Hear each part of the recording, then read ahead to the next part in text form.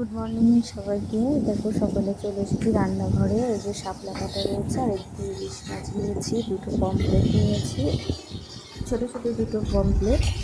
আর এখানে ইলিশ মাছগুলো একটু ভেজে নিচ্ছি। আর এই দুটো ইলিশ মাছের মাথা দেখছো, এই দুটো আমি লাল লাল করে ভেজে নিয়েছি, কেন কি আমি শাপলা দিয়ে রান্না করবো তাই।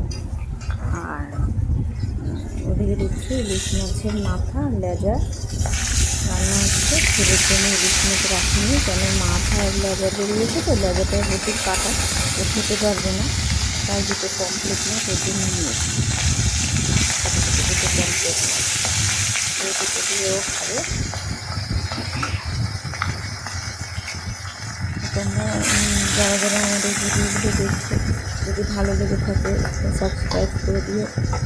নতুন করে আর কিছু তো বলার নেই, যদি ভালো লাগে তাহলে সাবস্ক্রাইব করে কমেন্ট করে। আর এখানে দেখো সর্ষেটা বেটে নিয়েছি, সাদা সর্ষে, কালো সর্ষে আর কাঁচা লঙ্কা। আর এই বাটিতে একটু কাঁকড়ার ঝুলি ছিল, সেই ঝুলিটা আমি চালের গুঁড়ো আর বেসন দিয়ে মেখে নিয়েছি। চলো টাটা।